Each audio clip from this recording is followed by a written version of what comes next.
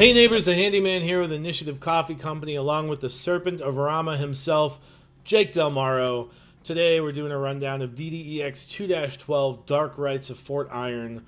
Writer Robert L. Ducci, editors Claire Hoffman, Chris Tulach, and Travis Woodall. This is a 2-hour mod for Tier 1 play, tuned for 5 second-level characters. There's already some assumed character buy-in with this module. The mod features a good deal of combat for such a brief adventure, as well as opportunities for the party to come up with engaging plans to ensure their success. Part 1, Exploring Fort Dalton. The module starts off with combat from the jump. Cultists are trying to capture the PCs and take them away on their giant crab mounts. In lieu of the cultist encounter, the party can be faced with Lacedons instead. After the combat, the party can finally explore the ruins of Fort Dalton. Inside the ruins, the party encounters combats with mud mephits and cultists. Finally, the party is greeted with potentially friendly forces in a patrol of aquatic elves led by Musana. The elves are interested in supporting the PCs as they encounter a common enemy in the cultists, as the cultists have taken their prince captive. Assumed character buy-in is a rough assumption to make sometimes. Just a little. Just honestly, this one, I just love how they just throw it in. Just like, yeah, they're just going to have to deal with it. Right. It's not even like, and I don't even mind. It's kind of just like, you know what? You're going on an adventure. You took one for the team, guys. Like, this is, you. I'm not going to try to do that. It's like, or it could be along the lines of like, hey, the Zors just wanted you out of their hair. Right. Just go feel interested to go into the sandbox. Right. You guys chose to go on a mission together. And I didn't have to create anything for you. But let's throw out the notion of adventure hooks. Yeah, that's not fair. There are adventure hooks. Think? Yeah, but the arcane secrets and the fighters going like, that's not it. Finding a lost friend? Ancient treasure? Yeah, okay. Maybe. Yeah, it does give some reasons why the party might be vested in this mission. Though that is really cool, and make note of it. Like, try to get a buy-in, try to get someone convinced, because it actually does have an impact at the end. It does.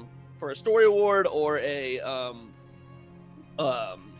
or just all outside of this mod adventure kind of like downtime play. Mm-hmm. This was actually a lot cooler. This is a cooler mod in the sense that it does bring in like one of the first times where you can use downtime to like actually advance a character's plot. Sure. If the people are so invested in it, I love it. I will always love those kind of things. Mm-hmm. It also gives you for downtime, which are few and far between. And also, depending on certain ideas here, this adds in the first real major tie-in to Fai Chen's. Sure. Which, if everyone didn't know, is like that fun thing. They go to conventions, or if you run a small convention or do something online, you can get Fai Chen's for. And this was the requirements were 4 tables or something along the lines, but you could get something for Fai Chen's that would be like traded in. And I don't remember what you got, but it was really cool because that was that's like tying in con play. Sure. Yeah. It gives your character something to work towards if you're thinking about doing conventions. Obviously, I don't think that is still on the table if you run this mod this year. It might be, but I'd have to. That's a real big question mark. Yeah, I don't know that in the Fai Chens that we've run, there's ever been anything for like if this character has played. Yeah, it might have been earlier seasons. Yeah, because there's like stuff in season 5 that they kind of they kind of mention it in the mod it's given, but that's for many seasons down the road. Yeah, I guess it depends on who's running the Fai Chens. They could give you something, you know. Yeah. The other part with this is a very combat heavy mod. I've got no problem with it. Yeah. I don't mind it because the way that I normally am playing it is they go through the muddy banks, they deal the Lacedons. If they played the last 2 mods when if they did Mole Master or the Foulness Beneath Mole Master, they understand what they're looking at. Mm-hmm. They this time they just don't have poop in their mouths, like giving you swamp plague. Right. And I gave my party I was like, hey, give me a perception check because I just had them like floating in the water. Mm-hmm. like almost as bloated corpses Mhm. of a sorts. They're not, but knowing how much combat can exist in this mod, it is very possible that you seriously blast through 2 hours. Yeah. If you got level 1 characters, level 2 characters, which this is kind of said that's supposed to do for, which I don't agree with. I think this is more like a level 3 thing. I probably agree with you there. Yeah. Lastodons can kill you. Like, Yeah. not a joke. Yeah. And then it's like the very strong parties like add 4 Lastodons. It's like, I don't want to fight that in tier 2. Right. Like, I will say that the idea of like, I like the visual of cultists riding giant crabs with like pincher spears. I almost think of like when people go down like whitewater rafting rivers and there's like a rock. Yeah. And it's just like that. It's like the water's just crashing into it, and he's kind of going like. And that's how I envision a crab going down a large crab going down a river. Right. So. I like the visuals there, but beyond the visuals, I mean that's also a challenging combat. That's a tough combat to run. Yeah, there's a lot going on. Because like the crabs want to like grab you and then run away. They don't necessarily. None of them want to kill you. Right.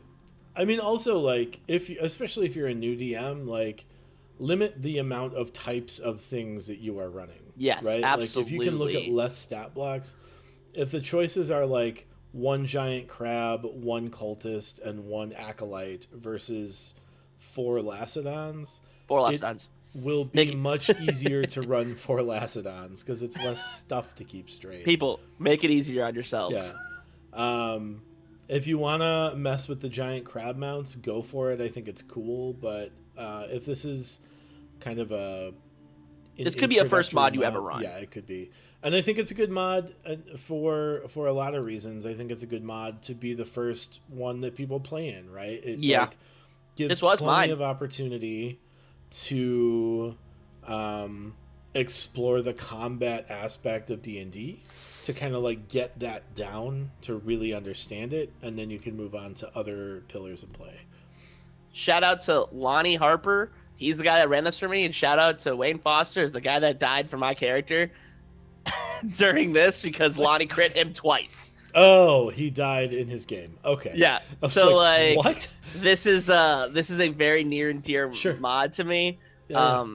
Because it's a simple mod. Yeah. Not a bad mod. The simple doesn't mean bad. It's just like one of those mods that just like it gives you exploration. This ties in to also the beginning where like their buy-ins where it's like, oh, you were looking for like some sacred texts. Here's a temple. Oh, you're looking for blah blah blah. Here's another thing. Right. I do think that is like, though the buy-in seems cheap, like at times it does actually impact where they might want to go. So like, I mean, the exploration is less than a page. I mean, but it's not cheap exploration. It's like, hey, this metal rod or this looked. It kind of just shows what has happened to Fort Dalton. One thing I want to also push for is a good way to add value to what's happening in the mod is there's a couple like italicized texts that are throughout the mod that are like exploring Fort Dalton. It says raised by dragons, and it's a little blurb. It's a paragraph. And I think those are actually really, really neat things to maybe like, if it's appropriate, they find a document and it'll be like, and it says, you know, it was once a thriving city, and it might have been like a memoir about it, kind of like a cheap like BioShock, like, oh, you catch like a piece of paper and it was the exact piece of paper you need, and like it explains something that has happened at Fort Dalton. I know it's a reach, but I think it adds a lot of value because it's like this place used to be a like stronghold, thriving community. Yeah, like this was not a small like bombed out shelter, or it was. I guess it became a bombed out place, but like this was it used to be a thriving community, and adding that value I think is important. Yeah, I agree. Part 2, the bathhouse. The cultists set up their base of operations in the bathhouse. If the party interrogated one of the cultists, they may have some insight into numbers, tactics, power, etc. In the bathhouse, another combat occurs, including another Lacedon, 2 cultists, and their leader, Karsev. When the combat subsides, the characters find a Melstrom portal that leads to somewhere. This is a cool, like, this is a really ample opportunity where if your players are engaging in the exploration side of things, they can kind of, like, plan out this combat in a way that they're in control of, Yeah. which I'm always a fan of. It's the same thing with Outlaws of the Iron Route in Season 1. Kind of, like, building the combat to suit your needs rather than, like, dealing with whatever is scripted. I'm a big fan of. Other than that, it's a pretty straightforward combat. If your players are working smart instead of hard, they might end the combat before any of the enemies have a turn. With that in mind, I think if you're going to let that happen, make sure you attach perception checks. Granted, like, the reasons why they wouldn't be able to do this if the cultist got away. Right. Another reason is they just stink at stealth checks. Mm-hmm. I mean, it's pretty easy to get caught up here, but the thing is like, give your players a little bit of leeway. Mm-hmm. Like, if they've fought 3 combats before, and this is an important combat, but like, I would rather, I don't know. This is like one of those, like, this is at like the near apex, and that you've got one encounter left after this that is a pushover encounter. Could be a pushover, or could be pretty challenging depending on how. Well, we'll talk about that in that section. But like this encounter can whittle away your resources, so it might not be a bad thing to get off a few attacks. Yeah. Maybe I also just don't think that, like, especially reward your party, but like, be aware that they can walk through it. Yeah, I don't feel like every encounter has to be a deadly encounter at tier 1. Sure, I'm just thinking in the same sense, like if they've skipped the Lacedons. Sure, that makes sense. Like if they've skipped major, like, you know, the ones that will chip away a little bit of health. Yeah. Like, the next fight will be drastically changed because it's like, oh, you're not on your death's door. Like, if they had, you know, ran into some cultists, and then they had the aquatic elves led by Musana, that's like 3 extra NPCs when they'll like take care of other cultists, like kind of like they shaved off a few and they're fighting them over there. Right. Like, there's just potentials where some of you players might say, I never got hit, which is the worst thing to say to any DM, because then I'm just like, any comment after that and I hit them is like, oh, you're targeting me. Right. But it's like, you know. Yeah, I mean, I think that's the best way to go about those NPCs, though, is like to use them as an insurance policy, but like until they're needed, just be like, oh, they're fighting other cultists outside of the bathhouse defending your flank while you deal with these cultists. Yeah. And then, like, if it turns out that your party is in trouble, like, then they can come in and help out. Yeah. Just don't abuse it, because those guys those NPCs are actually, like, they can mess up someone, because they have, don't ever use Masana's Spirit Guardians in combat. Do not ever do that. Don't use Spirit Guardians. As a player or a DM. Yeah, as a DM, tier 1, do not do that. Lawnmower. Like, give them a cure wounds. Give them a sanctuary. Don't give them don't give them a. Don't do that. Part 3, into the Maelstrom. After diving into the Maelstrom, the party finds himself in a new place unlike anything they've encountered before. The Maelstrom leads to what is presumably the elemental plane of water. After a final showdown with a higher-ranking cultist, Shelavasa, as well as her Marrow goons, the party can free the aquatic elf prince and complete their mission. This is cool. I'm assuming this is the elemental plane of water. The orb, I believe, is the elemental. There's a floating orb in the middle. Okay. That's the elemental plane of water. Like I think there wasn't enough description here. Yeah, this is like one of their waiting rooms, I'm thinking. But the weird part about it is, it's like, this kind of, I should have mentioned in the last part too, there's not, it's hard to create maps for this kind of situation. The bathhouse should have had a map. Sure. This one didn't have enough details for what kind of cool concepts you're adding, because they're adding in another axis. Water is not traveling in the natural form it should be traveling in. And it's really neat, because like, it adds the, you know, up-down portion of this to the map. But like, without us knowing directly where we are, I can't justify that statement. Plus, if your party during the Lacedon encounter, which I would almost forego the ability to do this because it's a DC 25 also, they can enter this spot from the Lacedons. That shortcuts a good deal of the module. Uh, But then you have to fight your way out because Sure. it's still, the problem is still there. yeah. Yeah, I mean, here's the thing is I like a lot about this mod. I like the combats. I like kind of like the aquatic elves are cool because they don't come up very often, frankly. Yeah. Um, a lack of maps is a pretty substantial hindrance, especially for new DMs, like not being Yeah. able to like lay out what you're looking at. And of course you can create maps, not a problem, but it's just like I always envision it's like a 3, like the one beforehand. It's like the map before. It's like a 3, marble statuesque of before the bathhouse, and then you go into like a little pool. I'm like, okay, that's cool. But like this one is like an indescript size to some. It's like the cave is 30 feet high, and it's like, oh, so what's the dimensions on it? How far away is this Right. person? We know There's how a big tall blob. the ceiling is, but You're telling me you've got water globule ranging from size of small droplets to 10 feet across. Like, yeah. that's pretty substantial. Yeah. I don't. Once again, I'm not upset by this mod. I just wish there was a little bit more clarity or a bigger fight here for like add different creatures, because there's an elemental node. This node allows people to cast Misty Step from bubble to bubble to bubble. And yeah, I think the benefit cool. here is like if you want, you can beef up Shelavasa. You can bring in her Marrow Guardians. Yeah. You can add Marrow Guardians if your party is like flush with resources and time.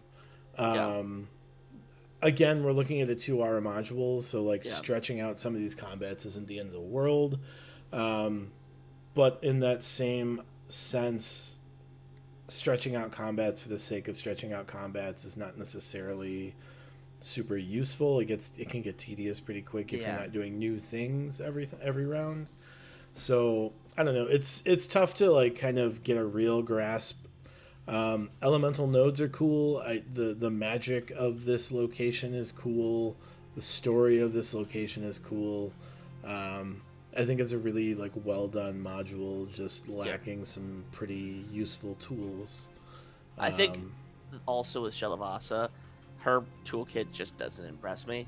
Sure. Someone that, if you are a spellcaster, this happens kind of frequently.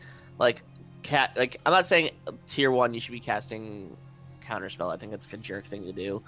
But like, don't tell me that this spellcaster who's been holding on to all these things has only offensive spells in the first level of spells she has, and then like has Sleet Storm. You're in a I think that is the biggest pushover. Give me something. Give me like something spicy. Give me like Stylock Snowball Storm or something like. Yeah, I mean, I guess like the mod does specifically say that she'll like give up her like ritual if it means she survives. So clearly she is more interested in self-preservation. So like spells like Sleet Storm and Misty Step and that level 1 Expeditious Retreat are very useful in that regard. But they are a little bit like lackluster in terms of like what you're throwing out, I have the ability as a DM to maybe give out my full vroom on turn 1. Like, otherwise after that I am expecting this person to die in 2 turns. Like, realistically that they're gonna get targeted down. If there's a marrow in the room, maybe 3 turns. Yeah. But like, they want this person dead. Spellcasters need to be dead. And you're telling me you're hitting me with a Sleet Storm? Yeah. I'm going like, oh no, it's heavily obscured. And like there is something to that, right? Like if the heavy obscuring means that like attack rolls are disadvantaged, which is helpful. But then they just move out of the Sleet Storm. Yeah, but that's why I think it's important between you and someone. But I also think it's important where a map would be helpful here. Yeah, for sure. After defeating Shelavasa, it depowers an elemental node and goes a long way to ensure the safety of the region. Elemental nodes are cool. This is the first one we've encountered so far in Season 2. Yes. Yeah. At least in Tier 1. It's the first one in Tier 1, yeah. They're cool. They're cool, like... kind of iconic things about Season 2 that really make it cohesive throughout. all in all, I think this is a good mod. It's a good mod to introduce players to the game with. It's a good mod to like be your first mod to run. It's pretty straightforward. The other thing, as I mentioned before, you get story awards.